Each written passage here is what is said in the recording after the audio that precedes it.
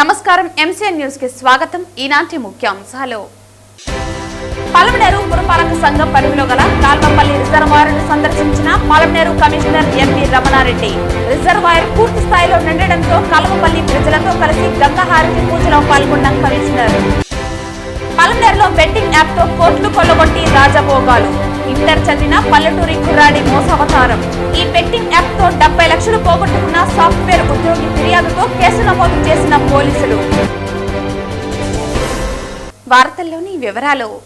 పలమనేరు పురపాలక సంఘం పరిధిలో గల కాల్వపల్లి రిజర్వాయర్ను పలమనేరు కమిషనర్ ఎన్వి రమణారెడ్డి సందర్శించి రిజర్వాయర్ పూర్తి స్థాయిలో నిండడంతో కాల్వపల్లి ప్రజలతో కలిసి గంగాహారతి పూజా కార్యక్రమంలో పాల్గొన్నారు.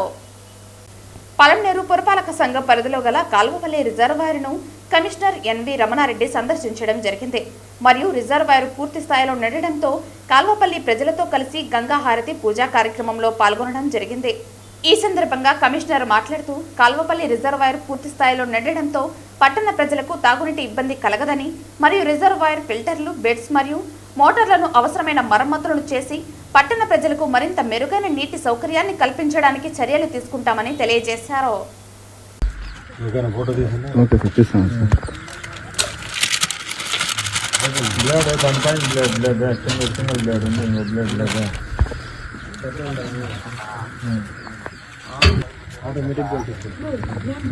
మీరు ఆయిల్ పెట్టుకొని అవన్నీ పెట్టుకోపోయినప్పుడు పెట్టుకుంటే అసలు అప్డేట్ ఉందని చూడండి. చదివింది ఇంటర్ అయినా మోసాల్లో మాత్రం ఆరితేరాడు. సెల్ ఫోన్ దుకాణం నడుపుతూ బెట్టింగ్ యాప్ తయారు చేయించుకుని యువతే లక్ష్యంగా కోట్లలో మోసాలకు పాల్పడ్డాడు. వివరాల్లోకి వెళితే చిత్తూరు జిల్లా పెద్దపంచాని మండలం రాయలపేటకు చెందిన బెస్తా నాగరాజు కుమారుడు చందు స్థానికంగా 5 ఏళ్ల కిందట చిన్న మొబైల్ దుకాణం తెరిచాడు. యువకులతో క్రికెట్ బెట్టింగ్లు కాస్తుండేవాడు. తర్వాత తానే బెట్టింగ్ యాప్ను తయారు చేయించి రాధా ఎక్స్చేంజ్ పేరుతో రాయలపేట కేంద్రంగా నిర్వహిస్తున్నాడు. యువతకు ఐడీలు ఇచ్చి యాప్లో నగదు పెట్టుబడి పెడితే రెట్టింపు అవుతుందని నమ్మబలికాడు. కొందరు ప్రభుత్వ ఉద్యోగులను సైతం ఉచ్చుల్లోకి దింపాడు. పలమనేరుకు చెందిన ఓ కానిస్టేబుల్ బెట్టింగ్ యాప్కు బానిసై అప్పుల బాధ భరించలేక ఆత్మహత్యకు యత్నించాడు. ఈ బెట్టింగ్ యాప్తో 70 లక్షలు పోగొట్టుకున్న ఇదే మండలంలోని నేలపల్లెకు చెందిన సాఫ్ట్వేర్ ఉద్యోగి ఫిర్యాదుతో పోలీసులు కేసు నమోదు చేశారు. ఈ కేసులో చందు ముందస్తు బెయిల్ తెచ్చుకున్నాడు. ఇదే యాప్లో తాను 2 లక్షలు పోగొట్టుకున్నట్లు తాజాగా రాయలపేటకు చెందిన లక్ష్మీనారాయణ ఫిర్యాదుతో పోలీసులు మరో కేసు పెట్టారు. ఈ కేసులో చందుతో పాటు 11 మంది కుటుంబ సభ్యులు, బంధువులను చేర్చారు. ఆదివారం సాయంత్రం చందును అరెస్టు చేసి కోర్టులో హాజరుపరిచినట్లు సిఐ పరశురాముడు తెలిపారు. బెట్టింగ్ యాప్ ద్వారా సంపాదించిన నగదుతో నిందితుడు బెంగళూరు, తిరుపతి, హైదరాబాద్, చిత్తూరు తదితర నగరాల్లో భవంతులు, స్థలాలు కొన్నట్లు సమాచారం. సొంత ఊరిలోనూ విలాసవంతమైన భవనం నిర్మించాడు. అందులో ఫేస్క్ సిస్టమ్ ఏర్పాటు చేసుకున్నాడు. ప్రతి గదిలోనూ ఆధునిక ఫర్నిచర్ అమర్చుకున్నాడు. బంగారు ఆభరణాలు, ఖరీదైన ల్యాప్టాప్లు, మొబైల్స్లు, 70 లక్షల ఖరీదైన ఎలక్ట్రికల్ కారు, ద్విచక్ర వాహనాలు కొన్నాడు. ఈరోజు పంజాబ్ పిఎస్లో 119/2025 క్రైమ్ నెంబర్లో లక్ష్మీనారాయణ అనే వ్యక్తి, రాయలపేటకు చెందిన వ్యక్తి, తన అకౌంట్ను చంద్రబాబు అనే వ్యక్తి బ్యాంక్ అకౌంట్ను వీనెట్ ఫైబర్ నెట్ అనే కనెక్షన్ రాయలపేట చుట్టూ బిజినెస్ చేద్దామని 2 లక్షల రూపాయలు పార్ట్నర్గా ఇవ్వమని చెప్పి సుమారు 3 సంవత్సరాల నుండి ఎటువంటి దానికి సంబంధించిన ఆదాయం కానీ లావాదేవీలు కానీ తెలుపుకున్నట్లు చేసినందుకు అతని చంద్రబాబు అనే వ్యక్తిని అడగగా, చంద్రబాబు అనే వ్యక్తి నీకు సంబంధించినవి ఏమి లేవు, నువ్వు నన్ను అడగకూడదు, అడిగినా నీ కథ చూస్తానని చెప్పేసి బెదిరించినాడని చెప్పేసి ఫిర్యాదు లక్ష్మీనారాయణ చేయడం జరిగింది. దాని మేరకు 119/2025 క్రైమ్ నెంబర్ నమోదు చేసినాము. నిన్న రాయలపేట దగ్గరలోనే చంద్రబాబు అనే వ్యక్తిని అరెస్ట్ చేయడం జరిగింది. ఇతని బంధువులు మరియు స్నేహితులు మరియు తెలిసిన వ్యక్తులకు సంబంధించి బ్యాంక్ అకౌంట్లు ఓపెన్ చేసి వారికి సంబంధించిన ఏటీఎం కార్డులు మరియు ఫోన్పే కూడా ఇతనే లింక్ ఇప్పించుకొని అకౌంట్లలో డబ్బులు ట్రాన్సాక్షన్ జరుపుతూ ఆన్లైన్ రాధే ఎక్స్చేంజ్ అనే క్రికెట్ బెట్టింగ్ యాప్ ద్వారా ఆ అకౌంట్లోన ట్రాన్సాక్షన్ జరుపుతూ చాలామందిని మోసగించడానికి తెలిసింది. మనకు 119/2025లో పంజాబ్ కేసు క్రైమ్ నెంబర్లో ఈ చంద్రబాబు అనే వ్యక్తి లక్ష్మీనారాయణను 2 లక్షల రూపాయల పెట్టుబడి సుమారు 3 సంవత్సరాల నుంచి ఏమి ఇవ్వకున్నట్లు మరియు అదేవిధంగా లక్ష్మీనారాయణ సంబంధించిన అకౌంట్ ఇండస్ఇండ్ బ్యాంకులో తీసుకొని అతనే ఫోన్పే నంబర్ కనెక్షన్ ఇచ్చుకొని సుమారు ₹1 కోటి వరకు ట్రాన్సాక్షన్ జరిపినాడని, క్రికెట్ బెట్టింగ్కి సంబంధించిన లావాదేవీలు జరిపినాడని చెప్పేసి అతన్ని మోసగించడానికి ఫిర్యాదు మేరకు ఇతన్ని చంద్రబాబు అరెస్ట్ చేయడం జరిగింది. చంద్రబాబు పైన ఇంతకుముందు 2023 సంవత్సరంలో పలమనేరు పోలీస్ స్టేషన్లో 264/2024 క్రైమ్ నెంబర్లో ఇతను ముద్దాయి, అది కేసు కూడా ట్రయల్లో ఉంది. అదేవిధంగా 15/2025లో కూడా పంజాబ్ పోలీస్ స్టేషన్లో ఇతని పైన కేసు, ఇతని కుటుంబ సభ్యులపైన కేసు నమోదైంది. ఇప్పుడు మరో క్రైమ్ నెంబర్ 119/2025లో కూడా ఇతని ముద్దాయి. ఇతని ఇందులో ముద్దాయి అయినందున రిమాండ్కు పంపడమైంది. లక్ష్మీనారాయణ సార్, నాది రాయలపేటలో నేను కేబుల్ పెట్టుకున్నాను. కలెక్షన్కి అనేసి చంద్రబాబు అని మొబైల్ షాప్ పెట్టుకుని అక్కడికి పోయినాను సార్. అక్కడికి పోతే ఇంటర్నెట్ గురించి మాట్లాడినాడు, కలిసి చేద్దామనేసి చెప్పినాడు సార్. దానికి పార్ట్నర్షిప్గా చేద్దామన్నాడు. నేను 2 లక్షలు పెట్టినాను, అతను ₹1,00,000 ఎగేసినాడు సార్. ఎగేసి ఇద్దరు కలిసి పెట్టినాము. డిష్ది account separate, net account separate అని చెప్పేసి అకౌంట్ చేయించుకున్నాడు సార్. నా అకౌంట్ చేయించుకొని మొబైల్ నెంబర్ అతనిదే ఇచ్చినాడు. నాకేమీ తెలియకుండా, నాకు ఆ అకౌంట్ ఏ సంబంధమే లేకుండా నాకు తెలియకుండా వాడినాడు. దానికి బెట్టింగ్కి వాడేసి దాంట్లో ₹2 లక్షల ₹1 కోటి దగ్గర ట్రాన్సాక్షన్ చేసినాడు సార్.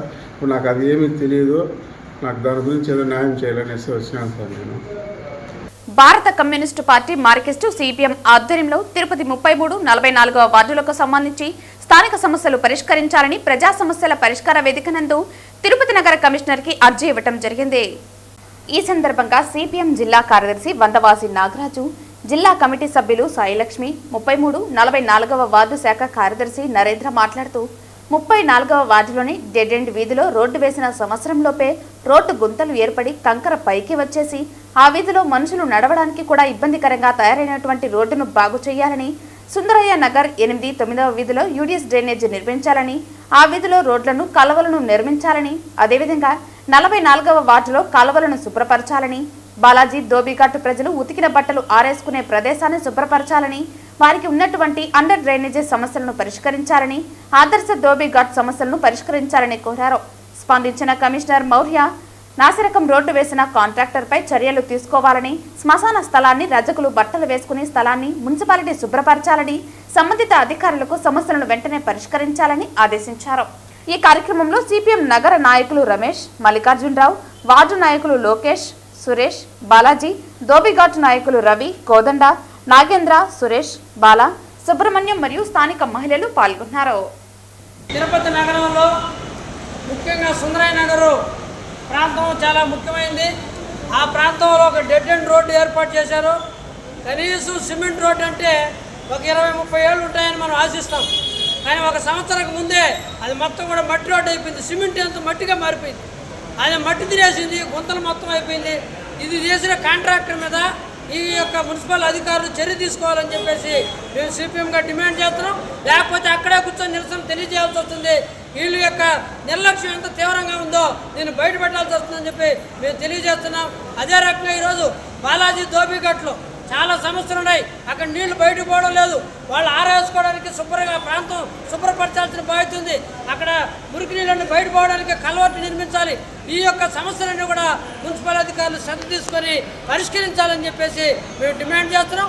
అదే రకంగా బాలాజీ ఈ యొక్క ధోబీఘాట్లో ఉన్న సమస్యలు కూడా పరిష్కరించాలని చెప్పేసి, ఆదర్శ ధోబీఘాట్లో ఉన్న సమస్యలు కూడా పరిష్కరించాలని మేము కోరుతున్నాం. ప్రతినిత్యం అక్కడ సిపిఎం పార్టీ పర్యటన చేస్తూ పరిశీలన చేస్తూ అధికారుల దృష్టికి సమస్యలు తీసుకొస్తున్నప్పటికీ వాటి పరిష్కారంలో మాత్రం ఈ ముందడుగు తాగడం లేదు.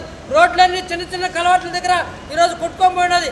అక్కడ చిన్నపిల్లలు స్కూళ్ళు దాదాపు 4-5 స్కూళ్ళు ఆ ప్రాంతంలో ప్రశాంతంగా ఉంటుందని ఏర్పాటు చేసుకున్నారు. ఆ స్కూల్ పిల్లలు ఎలా పోవాలి? ఈరోజు మొత్తం కూడా డ్రైనేజ్ అంతా కూడా పొంగి పొర్లుతున్న పరిస్థితి ఉంది. దాని అంతా కూడా ఈరోజు తీర్చిదిద్దాల్సిన అవసరం ఉంది. తిరుపతి నగరంలో ముఖ్యంగా 34, 44 వార్డులలో స్థానిక సమస్యలు విపరీతంగా అయిపోయాయి. ఈరోజు ప్రధానంగా Sundarayya Nagar dead end line అంటే 34వ వార్డులో వస్తుంది. గత ఎన్నికలకు ముందు రోడ్డు కొత్తగా సిమెంట్ రోడ్డు నిర్మించడం జరిగింది. సిమెంట్ రోడ్డు వేస్తే కొన్ని సంవత్సరాల కాల పరిమితి ఉంటుంది. ఎన్నికలు వచ్చి పూర్తి సంవత్సరంన్నర కూడా కాలేదు, అప్పుడే ఆ రోడ్డు గుంతలమయమైపోయి కంకర తేలిపోయి ఉందంటే ఎంత నాణ్యమైన రోడ్డు వేశారో అర్థం చేసుకోవచ్చు. ఆ వేసినటువంటి కాంట్రాక్టర్ మీద చర్యలు తీసుకోవాలి. అట్లాగే బాలాజీ దోబిగాల్ని ప్రజలు తిరుపతి నగరాన్ని ఈరోజు జనాలందరూ కూడా మంచి మంచి కత్తెర షర్ట్లు వేసుకొని బాగా నాణ్యమైనటువంటి బట్టలతో ఆరోగ్యంగా ఉన్నారంటే అక్కడ ఉన్నటువంటి బాలాజీ దోబిగాల్ని కానీ ఆదర్శ్ దోబిఘాట్ ప్రజల కష్టం వల్లే ఈరోజు తిరుపతి నగరంలో పెద్ద పెద్ద అఫీషియల్స్ పెద్ద ప్రజలు అందరూ కూడా ఆరోగ్యంగా ఉన్నారు అని చెప్పడానికి వాళ్ళు ఉతికేటువంటి బట్టలు అక్కడికి ఉద్యోగం గడిచినటువంటి వాళ్ళు సమస్యలు ఎక్కువైపోయాయి. ఉదాహరణకి వాళ్ళ రూముల పక్కనే కాలువ ప్రవహిస్తూ ఉంది. ఆ కాలువ డ్యామేజ్ అయిపోయి అదంతా కూడా రోడ్లోకి వచ్చేస్తూ ఉంది. అది తొక్కునే వెళ్ళిపోయి వాళ్ళు అనారోగ్య పాలవుతున్నారు. కొత్తగా కాలువలు నిర్మించాలని, అట్లాగే అక్కడ కల్వర్టు సమస్య ఉంది, కల్వర్టుల సమస్య పరిష్కరించాలని, వాళ్ళకి డ్రైనేజీ ఏదైతే లెటిన్లు ఉన్నాయో అది మున్సిపల్ కార్పొరేషన్ వాళ్ళు కట్టించారు, వాటిని పాడైపోయినాయి, వాటిని బాగు చేయించాలని చెప్పి ఈరోజు సిపిఎం పార్టీగా మేము నగర కమిషనర్ గారికి అర్జీ ఇవ్వడం జరుగుతూ ఉంది. కాబట్టి వెంటనే అధికారులు స్పందించి ఇవన్నీ పరిష్కరించాలని చెప్పి కోరుతున్నాం. తిరుమల శ్రీవారి బ్రహ్మోత్సవాలను పురస్కరించుకుని తిరుమలలో స్వామివారి వాహన సేవలో ఉపయోగించే కొత్త గొడుగులకు తిరుపతి శ్రీ కోదండ రామాలయం వద్ద ఉన్న రాతి స్తూపం వద్ద ప్రత్యేక పూజలు చేశారు. తిరుపతి శ్రీ కోదండ రామాలయం వద్ద ఉన్న రాతి స్తూపం వద్ద గొడుగులకు ప్రత్యేక పూజలు చేశారు. చెన్నై నుంచి శ్రీవారి బ్రహ్మోత్సవాలకి పోపైసి అలవేలు మంగమ్మ అండ్ ట్రస్ట్ ద్వారా 8 గొడుగులను టీటీడీకి అందజేశారు. గత 10 సంవత్సరాలుగా ప్రతి ఏడాది బ్రహ్మోత్సవాల సమయంలో టీటీడీకి గొడుగులకు ట్రస్ట్ సభ్యులు అందజేశారు. ఈ పూజాది కార్యక్రమంలో టీటీడీ మాజీ బోర్డు మెంబర్లు పోకల అశోక్ కుమార్, పసుపులేటి హరిప్రసాద్, రాయలసీమ రంగస్థలి చైర్మన్ గుండాల గోపీనాథ్ రెడ్డి, ఊకా విజయ్ కుమార్, పొనగంటి భాస్కర్, గోపాల్, సింగంశెట్టి సుబ్బరామయ్య, పోకల జనార్దన్, హనుమంతరావు, కంబాల రాము, తొండమనాటి సుబ్రహ్మణ్యం రెడ్డి తదితరులు పాల్గొన్నారు.